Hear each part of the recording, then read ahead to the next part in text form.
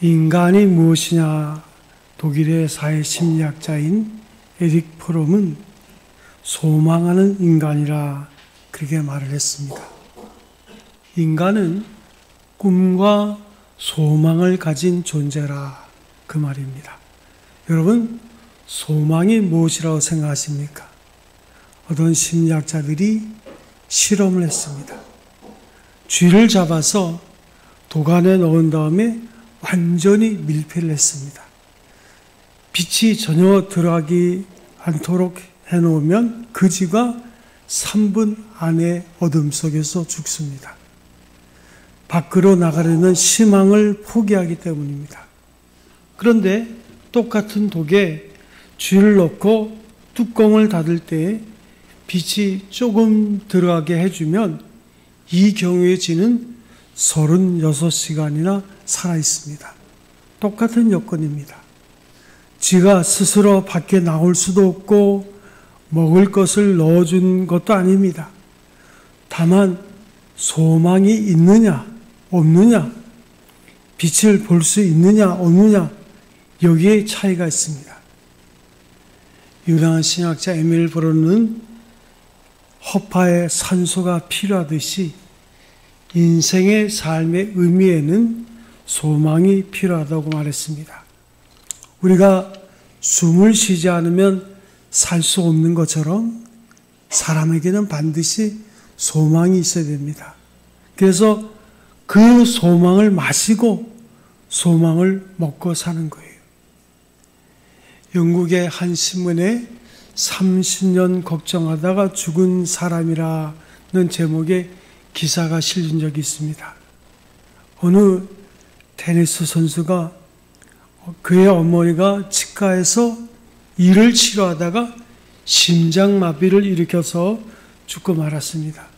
그래서 그 테니스 선수는 극심한 충격을 받았습니다. 그 후에 30년이 넘도록 이 테니스 선수는 이가 아무리 아파도 치과라면 문전에도 가지 않았습니다. 치과에 가면 꼭 죽을 것만 같은 그런 강박관념에 매어버렸습니다. 테니스 선수쯤 되면 강인한 체력에 아주 건강한 축에 속하는데 뭐 이빨 치료한다고 죽을 일이 아니죠. 그런데 그의 마음은 이미 심각한 절망감에 묶여 있었어요. 그래서 30년이나 치과를 피하던 그가 어느 날은 치과에 가지 않고는 견딜 수 없는 그런 치통을 당하게 되고 하는 수 없이 치과에 갔습니다. 그리고 치료를 받다가 결국은 그도 심장마비를 일으켜 죽고 말았다는 얘기입니다. 아주 매우 중요한 것을 일러주는 이야기죠. 오늘 성경에 보면 예수님은 예루살렘에서 부활하셨습니다. 그런데 예수님의 제자들 가운데 2명의 제자가 엠마오라는 것으로 가는 길입니다. 자, 왜 엠마오로 가고 있었을까요? 예수께서 십자가에 죽으시자마자 실망해서 고향인 엠마오로 돌아가는 거예요. 이 두 제자를 책망하고 싶은 마음이 일관하는 장면이지만 우리는 여기서 중요한 것을 생각할 수 있습니다. 이 사람들은 예수님께 소망을 걸었어요. 당시 이스라엘 사람들 상황을 보면 아주 최악이라 할 수 있습니다. 역사가들은 말하기를 그때 이스라엘은 로마의 식민지였고 경제적인 빈곤, 사회적인 무질서, 종교적인 타락, 모든 면에서 혼란스럽고 아주 절망스러운 사회였습니다. 이러한 것에 예수님이 오셨어요. 이스라엘 사람들이 험난한 역사 가운데 희망을 잃지 않고 살 수 있었던 것은 메시아 대망 사상입니다. 성경에서 예언하는 메시아를 그들은 기다렸습니다. 메시아 대망 사상, 철저한 신앙으로 저들은 살아남을 수가 있었어요. 얼마나 열심히 메시아를 기다렸든지 심지어는 처녀가 메시아를 잉태하리라 그런 소문을 듣고 베들레헴에는 시집가지 않은 노처녀들이 많았을 정도로 이제 그들은 간절히 기다렸습니다. 그리고 오랜 세월 동안 철저하고 간절하게 메시아를 기다리고 마침내 메시아가 오셨어요. 그의 행하신 일, 권위 있는 말씀, 예수께서 그 능력과 이적을 볼 때 그는 우리가 기다리던 메시아가 분명합니다. 그래서 그들은 온 생의 생업을 버리고 예수님을 열심히 따랐습니다. 우리는 이 사람이 이스라엘을 구속할 자라. 오늘도 본문 말씀에 보면 누가복음 24장 27절에 그들이 그렇게 말하면서 우리를 구원할 자라고 소망했습니다. 그런데 그 메시아가 십자가에 죽으셨어요. 그들은 절망합니다. 당연히 높은 보좌에 앉아서 왕이 되고 다윗의 보좌에서 호령해야 될 그분이 왜 이런 고난을 당하는지 알 수가 없는 거예요. 그 의롭고 거룩한 분이 비난받고 고통받고 십자가까지 져야 한다니, 그들은 주께서 십자가를 지는 순간까지도 혹시나 하는 기대를 걸었습니다. 능력이 있으니까 십자가에서 못 박혔다가도 성큼 뛰어내릴 수 있을 거라고. 나면서부터 소경된 자를 고치지 않았어? 문둥병자를 고치고 아주 죽은 자도 살리신 분, 기막힌 능력을 가지신 분인데 저렇게 죽을 수는 없다고. 그런데 예수님은 십자가에 죽으시고 끝내 내려오지 않고 장사되었습니다. 그들의 소망이 완전히 절망으로 바뀌었어요. 삶의 의미가 없어졌습니다. 그러나 여러분 아시는 대로 예수님의 죽음은 절망한 사건이 아니잖아요. 그 십자가의 죽음은 오랫동안 예언되었던 구약의 성취고 말씀이 여기서 완성되는 거예요. 예수님의 생애를 하나의 드라마로 본다면 십자가 사건의 대목은 클라이막스, 정점에 해당됩니다. 그래서 십자가는 결코 실패가 아니라 성공인 거예요. 멸망이 아니라 승리입니다. 부끄러움이 아니라 영광인 거예요. 그런데 그들은 영광된 사건 앞에서 왜 이렇게 슬퍼합니까? 왜 절망할까요? 예수님은 부활했고 단순히 생명의 연장이 아니고 십자가에 죽지 않으신다고 한들 그 육신의 생명이 영원한 것입니까? 죽으시고 다시 사신 이 부활 생명이 더 높은 차원에서 역사를 이뤄낸다는 것, 이 사실이 중요한 것입니다. 예수님은 분명히 부활하셨어요. 역사적인 사건입니다.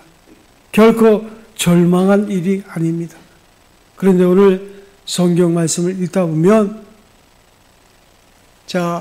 불만인 것은 예수님이 부활했을 때 여인들이 무덤가를 찾아가서 빈 무덤만 보고 왔다고 이런 얘기를 서로 주고받는 거예요.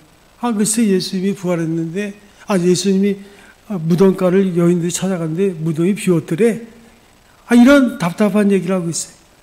무덤이 비어있으면 좀 찾아보면 되지. 적극적으로 능정적으로 무덤을 뒤져보든지 만났다는 사람이 누군지 왜 확인해보지 않습니까? 우리와 함께 한 중에 두어 사람이 가연 여자들이 말한 바 같은 봤으냐 예수님 보지 못하였노라. 이런 소극적인 자세로 어떻게 신앙생활을 할 수 있겠어요? 더욱 중요한 것은 부활하신 예수께서 자기들과 동행을 하고 있어요. 지금 예수님이 자기 옆에 있어요. 그런데 이 엠마오로 가는 두 제자는 그것을 몰라보고 있다는 거예요.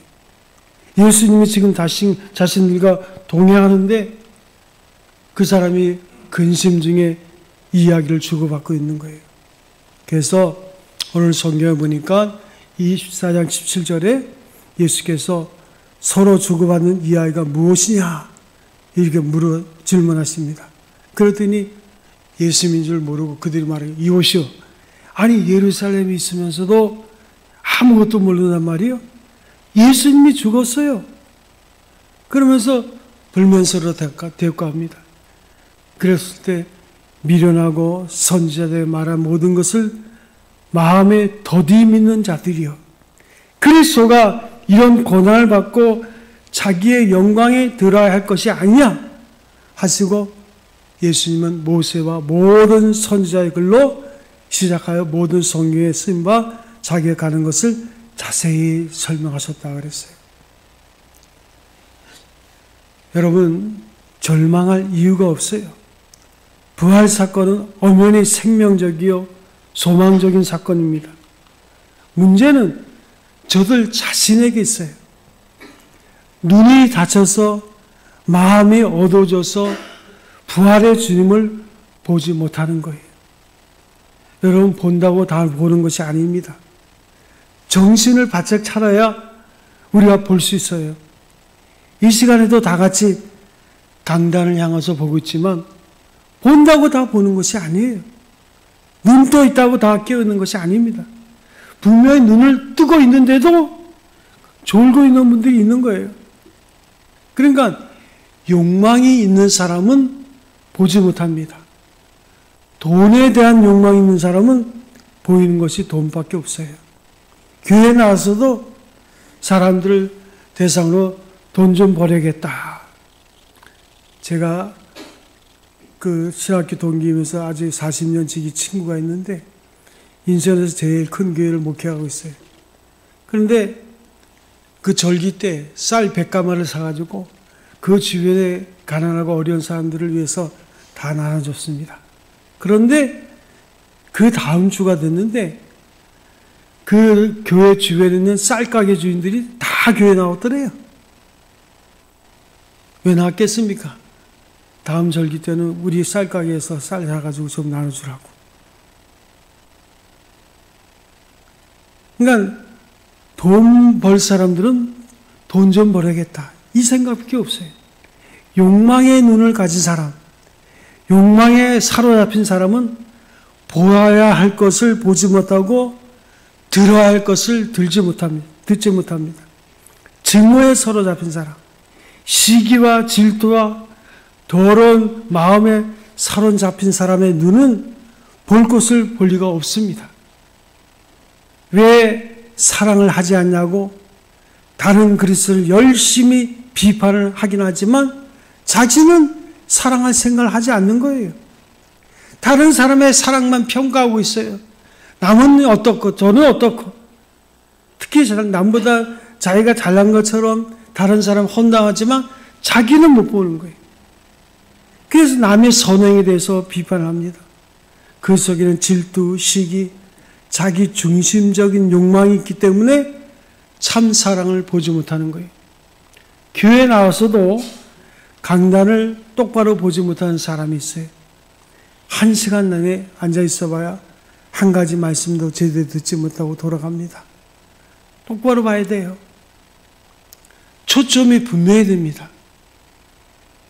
자기 고향 엠마오로 가는 두 제자가 예수님과 함께 동행하면서도 예수님을 알아보지 못하는 것은 그들의 눈이 흐려져 있었기 때문입니다. 그래서 찰스 알멘이라는 사람은 하나님의 정신적 과학이라는 저서에서 3가지 시력을 들고 있는데, 첫째가 신체적 시력입니다. 우리가 눈을 떴기에 아름다운 경치를 감상하고 여러 가지 생각도 가능한 것입니다. 그런데 눈을 감으면 이 모든 것이 일시적으로 나하고 상관이 없어져 버리는 거예요. 하나님께서 여러분에게 좋은 눈을 주셨어요. 그래서 우리가 모두가 하나님을 똑똑히 볼 수 있도록 하셨어요. 눈이 밝다는 것은 그만큼 많은 것을 보고 안다는 이야기입니다. 그런데 눈이 나쁘면 뿌옇게 보고 마는 거예요. 그 신학에서도 보면 2갈래의 신학적인 초점이 있습니다. 인간의 의지를 굉장히 강조하는 아르미니아주의가 있고, 하나님의 절대 주권을 강조하는 칼비니즘이 있어요. 그런데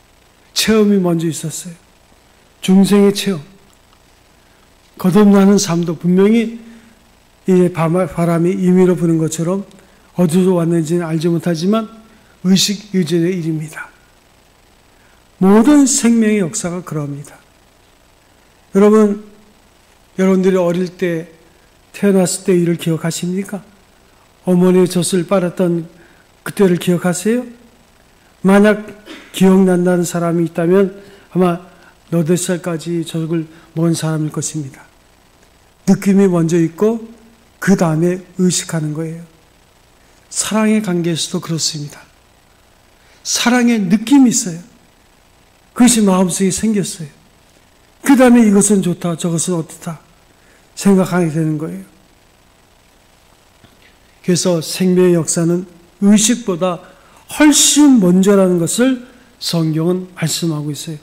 이 뜨겁다라는 이것은 빼놓을 수 없는 유명한 이야기입니다.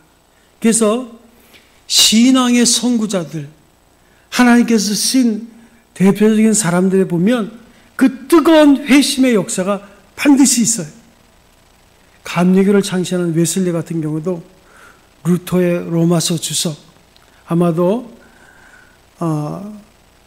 그 로마서 주석 가운데 믿음으로 말미암아 구원을 얻는다는 그 주제로 성경을 풀어나간 책인데 그것을 읽다가 정확하게 그는 시간까지도 기억하고 있습니다. 9시 15분경에 그는 이상하게 마음이 뜨거워지는 것을 경험했다고 해요. 내 마음이 이상하게 뜨거워지는 것을 경험했고 내 죄를 다 사하시고 죄와 사망에서 구원하신다는 것을 확신하게 됐다. 내 일생에 처음으로 경험한 뜨거움이었다. 내가 그리스도 안에 있다는 사실을 깨닫게 되고 내 마음속의 모든 정욕과 죄악이 물러가면서 주님만을 모시는 기쁨으로 충만했다고. 그래서 웨슬레는 이 기쁨을 참을 수 없어서 밖으로 뛰어나가서 증거했고 그가 나가서 간증할 때 사람들의 마음이 뜨거워진 역사가 일어났어요. 이러한 성령 운동이 크게 번져서 지금의 감리교를 이루게 됐고 부패와 타락으로 멸망지경에 있었던 영국을 건져내는 역할을 하게 됐습니다. 여러분, 뜨거운 경험이 얼마나 중요한지를 느낄 수 있습니까? 본문 말씀으로 다시 돌아가 보세요. 성경이 우리의 마음을 여는 거예요. 고난의 메시아를 만날 때 우리의 마음이 뜨거워지는 거예요. 그래서 성경을 읽는다고 다 되는 것이 아닙니다. 성경 안에서 그리스도를 만나야 돼요. 성령에 감동할 때 그 마음이 뜨거워지고 주님을 만나는 그 기쁨에 충만하게 되는 거예요. 어느 어린아이가 공부를 하고 있고 그 옆에서 어머니가 성경을 읽고 있습니다. 성경을 읽다가 눈물을 흘리시는 어머니를 보고 왜 우냐고 어린아이가 물어요. 그랬더니 그 어머니가 말하기를 성경에 나타나 있는 하나님의 사랑에 감격해서 운다. 내가 슬퍼서 우는 것이 아니고 하나님의 은혜에 너무 감사해서 눈물 없이 읽을 수가 없구나. 이런 충만한 기쁨과 감격이 우리에게 있어야 돼요. 사랑하는 성도 여러분, 성경을 어떻게 읽습니까? 심심풀이 옛날 이야기로 성경을 읽습니까? 성경을 읽을 때에 내가 너의 죄를 사해졌다. 내가 너희를 위해서 십자가를 졌다. 내가 너희를 사랑한다고 하시는 주님의 음성이 귀에 들려와야 돼요. 이러한 말씀이 들려올 때까지 성경을 읽으세요. 그럼 어떻게 될까요? 그 음성이 들리지 않습니까? 그러면 하나님 앞에 간절히 구하세요. 주여, 내가 하나님의 음성을 듣기 원합니다. 진짜 내가 하나님을 만나고 싶어요. 그런 간절한 기도하면서 성경을 읽으면서 그 성경 안에서 그리스도를 만나는 그 기쁨, 뜨거워지는 체험을 경험할 때에 이 뜨거움의 체험이 있어야지만 비로소 진정한 그리스도인의 삶을 살게 되는 거예요. 옛날 고려시대의 정몽주의 어머니는 아들 옷을 해 입을 때에 빨간 천으로 안을 입혔고 겉은 파란 천으로 해서 입혔다고 합니다. 왜 안은 빨갛고 겉은 파랗냐? 사람이 밖으로는 평화와 온유와 겸손이 나타나야 되고 안에는 불붙는 정열을 소유한다는 거예요. 이런 뜻이 담긴 그 어머니의 지혜입니다. 뜨거운 마음이 있어야 돼요. 하지만 현대인에게는 네 가지가 없다고 합니다. 무감각, 무책임, 무관심, 무목적, 돈에 미치고 발광하는 열정은 있어도 마음 깊은 곳에서 하나님을 만나는 뜨거움이 없는, 감격이 없는 그런 세대예요. 내 욕심 채운 데는 발벗고 나서지만 이웃에 대해서는 한없이 냉담한 그런 현실을 우리가 살고 있어요. 여러분, 뜨거움을 체험하는 순간 모든 정욕이 물러가고 감정이 순화되고 모든 지혜가 바로 서게 되는 거예요. 그래서 그리스도를 바로 보게 되고 내 자신을 바로 보게 됩니다. 오늘도 아침에 우리 사람 같이 엘리베이터 타고 내려오는데 11층에도 목사님이 삽니다. 두레교회 목사님인데 11층이 딱 아이고 그 목사님 내가 자주 만나게 되네. 딱 같이 가서 만났어요. 그랬더니 그 목사님이 나한테 목사님 선거하셨어요? 그래. 아, 사전 선거했죠. 그 목사님 뭘 말하라고 하는지는 저는 압니다. 그 목사님은 어느 당의 열렬한 아주 지지자예요. 그래서 이제 그 말을 하려고 하는 거예요. 뭔가 열정을 가지고 있다는 그런 부분들이 말하는 거나 삶의 자세나 태도를 달리하는 거예요. 우리는 쓸데없는데 열정을, 하나님에 대한 열정, 예수 그리스도를 만나고자 하는 그 열정, 그 간절함이 있을 때 우리의 눈이 바로 열리는 거예요. 내가 가야 하는 사명의 길도 비로소 깨닫게 됩니다. 엠마오로 가던 두 제자는 뜨거움을 체험하고 나서 다시 예루살렘 길로 돌아섭니다. 그 길은 꽤나 먼 길이지만 그 가던 길을 돌이켜서 예루살렘을 가서 복음을 증거해요. 사랑하는 성도 여러분, 절망의 원인은 정치나 경제에 있지 않습니다. 다만 내 자신이 하나님과 만나는 그 뜨거운 체험이 없기 때문에 낙심하게 되는 거예요. 새벽에 요즘 창세기를 하는데 창세기 18장에 보면 아브라함을 천사가 만나서 내년 이맘때에 이제 아들이 있을 것이다. 그럴 때 아브라함이 말합니다. 제가요, 나이가 지금 99살입니다. 제 아내 나이는 90살입니다. 그런데 이게 가능하냐? 이렇게 할 때 그때 여호와께서 말씀하십니다. 하나님께는 가능치 못한 일이 없음이니라. 그 창세기 18장 14절의 말씀입니다. 99세 된 아브라함에게 아들이 있을 것을 말씀하시고 하나님께는 가능치 못한 일이 없느니라. 그때 99세 된 아브라함이 그날 밤에 90세 된 할머니와 동거하고 결국은 아들을 잉태하게 되는 거예요. 우리의 열정은 어디서 나옵니까? 하나님의 질신성을 발견했을 때 우리의 인생의 열정이 나오는 거예요. 그 뜨거운 열정이 있을 때 우리의 삶에 하나님이 주시는 참된 기쁨이 있는 거예요. 신앙인의 삶을 살면서도 물에 물 탄 듯 수에 쓰단 듯 희미하게 이리저리 마음이 뜨거워진 사람만이 이 세상을 다시 밝은 눈으로 볼 수 있어요. 그래서 합력하여 선을 이루시는 세계, 하나님이 지배하는 그 세계를 그의 눈으로 보게 되는 거예요. 나이가 문제가 아닙니다. 문제는 우리가 어떤 삶의 태도를 가지고 오늘을 샀냐. 우리가 부활절 첫 주 예배를, 다시 부활절 이후에 첫 주 예배를 드립니다.